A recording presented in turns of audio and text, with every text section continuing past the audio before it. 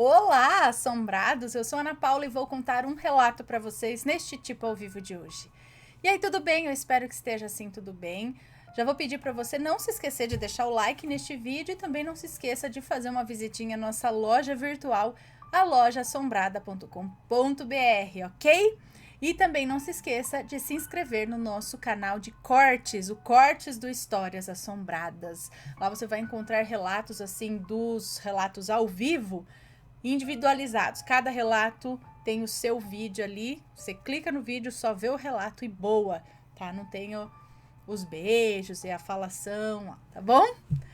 Vamos ao relato de hoje para quem é fã de lobisomem. Vamos ver que história é essa daqui. Compadre lobisomem.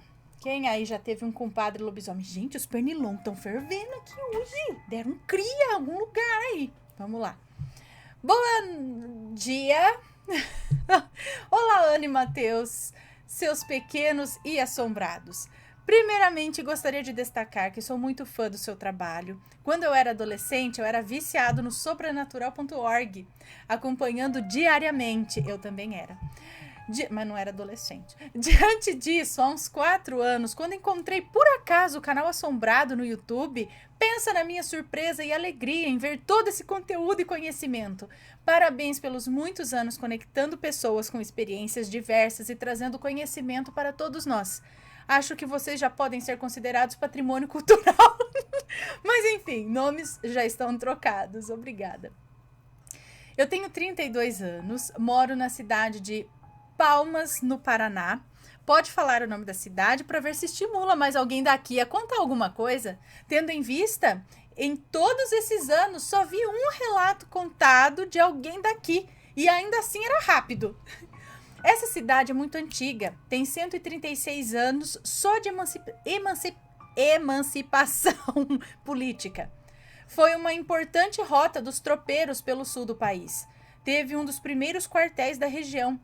Enfim, essa cidade tem muita história, principalmente nas fazendas muito antigas, as quais algumas ainda existem, com seus casarões centenários. Ainda se pode encontrar muitas taipas de pedras pelos campos, e algumas fazendas ainda têm os antigos troncos dos escravos e instalações e utensílios utilizados naquela época da escravidão. Bom, eu sempre achei que aqui ocorria uma média de eventos sobrenaturais maior que em algumas cidades. Pode ser só impressão, mas é difícil quem não tenha ou conheça alguém próximo que tenha tido alguma experiência sobrenatural. Além da questão de ser uma região que teve muitos escravos, pois era dividida em grandes, muito grandes, era dividida em grandes propriedades em muito grandes, em propriedades muito grandes, é isso? Rurais. Porém, quando os tropeiros vieram para essas terras e começaram a firmar uma colônia, elas não estavam desabitadas. Tinha muitos índios nativos nesta região, que não sei por que sempre foram aqui chamados de bugre. Os bugres ocupavam praticamente todo o território e entraram, obviamente, em conflito com os brancos que chegaram. Isso resultou em uma matança absurda de nativos. Para você ter uma ideia, os fazendeiros tinham cães específicos para caçar esses índios, que eram mortos como animais ausentes, até serem quase totalmente exterminados. Diante dessa conjuntura medonha, existem muitas aparições e visagens, como chamamos aqui, fantasmas, né, e coisas assim. Minha família materna e bem antiga sempre viveu por aqui, nas regiões do em fazendas e chácaras. Meus avós tiveram 12 filhos, que nasceram e foram criados em fazendas, terras, foram criados em fazenda, terras de um. Eu não entendi aqui. Terras de parentes dos meus avós, é isso? Na qual moravam e cuidavam. Meus avós tiveram 12 filhos que nasceram e foram criados em fazenda. As terras pertenciam aos meus. Eu não sei, não entendi. eles moravam e cuidavam. Acho que as terras eram de um parente dos meus avós, mas os meus avós moravam e cuidavam dela. Acho que é isso. Meus tios e minha mãe só começaram a vir para a cidade quando precisaram iniciar o ensino médio. E os meus avós vieram morar na cidade quando ambos tinham mais de 50 anos já. Eu nasci logo após eles virem para a cidade. Nessa de morarem em propriedades rurais, era normal que irmãos e parentes morassem nas fazendas próximas, sendo comum os vizinhos todos de uma grande região serem de alguma forma parentes. Minha avó, Maria, morava vizinha de sua irmã. A distância era por volta de 2 horas a cavalo. Isso que era vizinho, 2 horas a cavalo. Em estradas de terra, é claro, entre campos e capões. Um capão é como é chamado mais aqui para o sul, um bosque de árvores, ou uma reunião grande e densa de árvores, os capões. E era percorrido ali muitas vezes a pé ou de bicicleta também. O fato ocorrido me foi narrado muitas e muitas vezes pela minha avó, pois adorava que ela me contasse isso, mesmo que no final eu estivesse morrendo de medo e 2 metros mais perto dela. Minha avó faleceu infelizmente há 3 anos, aos 92 anos de idade e bem lúcida. Era uma mulher muito forte e corajosa, muito corajosa. Viveu muito e viu muita coisa. Era maravilhoso conversar com ela e escutar as inúmeras histórias que ela tinha para contar. Entre elas, as de visagens e coisas estranhas ocorridas. Pois tanto para ela como para todos os membros da minha família, sempre foi algo comum ocorrer algo sobrenatural, dos mais variados tipos. São dezenas de relatos que agora decidi finalmente compartilhar com os assombrados e com vocês. Bem, minha tia, que estava também no fato ocorrido, ainda está viva e bem lúcida e conta o ocorrido da mesma forma. Fora que a minha avó sempre foi uma pessoa muito enérgica e séria. Era super sincera e odiava mentira, e eu sempre amei isso nela. Diante de tudo isso, vamos ao ocorrido. Primeiramente, vou fazer uma observação sobre a lenda do lobisomem que me foi ensinada pela minha avó. Ela dizia que ele surgia apenas durante a quaresma, pois se tratava de uma maldição passada por gerações dos descendentes do rei Nabucodonosor, que é relatado em determinado trecho da Bíblia, que foi amaldiçoado por Deus a se transformar em algo e vagar de forma semelhante à lenda como conhecemos. Ai, gente, eu não sabia disso. Vou até dar uma pesquisada. É mesmo? É um trecho da Bíblia relatado que diz que ele foi amaldiçoado por Deus a se transformar em algo e vagar de forma semelhante à lenda do lobisomem. É isso? Como conhecemos. Ó. Isso ocorreu por volta dos anos 60, em uma tarde de um dia durante a quaresma. A sua irmã Lúcia, que morava próximo ali, a 2 horas, foi com uma de suas filhas visitar a minha avó. Chegando pela tarde, acabaram tardando, fazendo bolinhos e conversando, pois naquela época levava semanas para se visitarem e quando o faziam, aproveitavam. Por volta de 7h30 da noite, minha avó pegou um burrinho de confiança que utilizavam sempre para transporte. Subindo nele, minha avó, sua irmã Lúcia, sua filha, que era pequena, e minha avó. E a pé ao seu lado ia minha tia. Levavam consigo um candeeiro, porém este não seria muito necessário, pois se tratava de lua cheia, um luar muito forte. E nessas noites, no mato, fica tão claro que pode-se enxergar muito e muito longe. É verdade, parece um dia. Saíram pela pequena estrada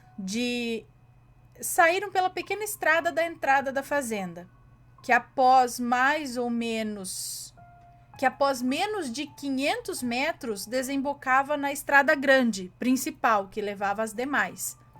Nesse local onde a estradinha encontrava a estrada grande, formava um T, pois podia-se ir tanto para a esquerda quanto para a direita, sendo que elas necessitariam virar à direita ao chegar nessa estrada. Tudo ocorria tranquilamente, iam conversando sem preocupações maiores, porém, quando estavam se aproximando da estrada grande,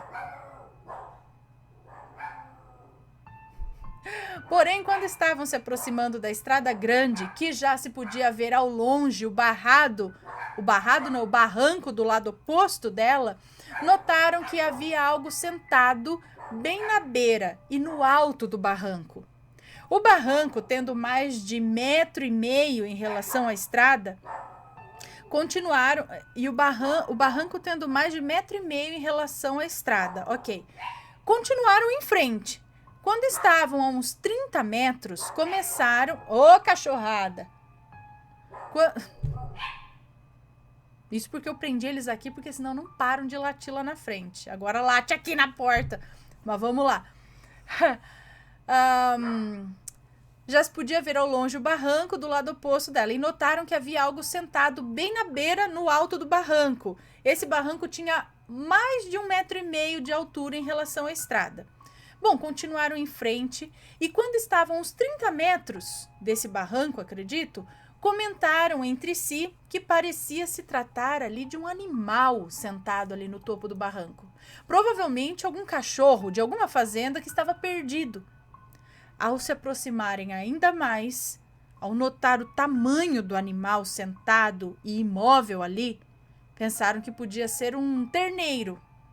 O que é um terneiro? Porém, já começaram a achar estranho ele estar imóvel daquela forma. Quando elas estavam a pouco mais de 2 ou 3 metros de chegar na estrada grande, a criatura levantou a cabeça e olhou na direção delas. Ela conta que brilhou uma cabeça grande e peluda, com pelos pretos e um focinho alongado. Lembrava muito a cabeça de um terneiro.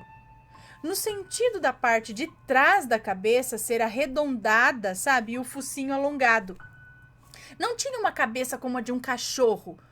E o seu corpo era igualmente peludo e preto. Quando ele olhou, então, e elas puderam perceber do que se tratava, minha avó soltou um grito de exclamação. Lúcia do céu, é o lobisomem! Quando ela gritou, ele levantou de onde estava sentado e ficou em pé. A essa altura, elas já haviam chegado na estrada grande, estando a pouco mais de 4 metros daquilo. Entendi. Que as observava do alto. Elas não retornaram. E como já estavam ali, atiçaram o burrinho e a minha tia correndo do lado dele. Pegaram à direita para onde deveriam ir e o bicho ficou observando. Quando elas distanciaram poucos metros a mais ali, o lobisomem deu um salto que de onde estava foi para o meio da estrada e começou a correr atrás delas. Porém, percorreu apenas uns 2 metros e parou. Sentou e ficou olhando elas ali se distanciando na noite. Quando indaguei a minha avó do motivo dele não ter feito nada, nem ter ido atrás delas, ela falou que ele conhecia elas, por isso nem foi atrás. Pois o lobisomem se tratava de um compadre dos seus avós. Tanto que teve um outro acontecimento com esse mesmo compadre lobisomem ocorrido com a minha tia, a mesma que estava a pé naquele dia, ao lado do burro, ocasião em que ela comprovou se tratar dele. Tanto que o senhor veio a falecer por causa da sua condição. Mas esta segunda história do compadre lobisomem e de como ele faleceu, eu conto no próximo relato. Desculpa se dei muitas voltas antes de chegar ao ponto. Beijos. Um beijo para você, muito obrigada. Então, já vi outros casos de lobisomem que não ataca porque conhece. Aqui, bom, pelo menos isso, né? Se a gente conhece algum lobisomem que conhece a gente aqui, por favor, não nos ataque, tá? São os conhecidos. Eu já ouvi história assim mesmo, que o lobisomem poupou porque ele conhecia. Então o instinto não é tão animalesco assim, se ele consegue se controlar. Falar, isso aqui chegado meu, não vou atacar não. Você pode seguir, só vou dar um sustinho. Ai.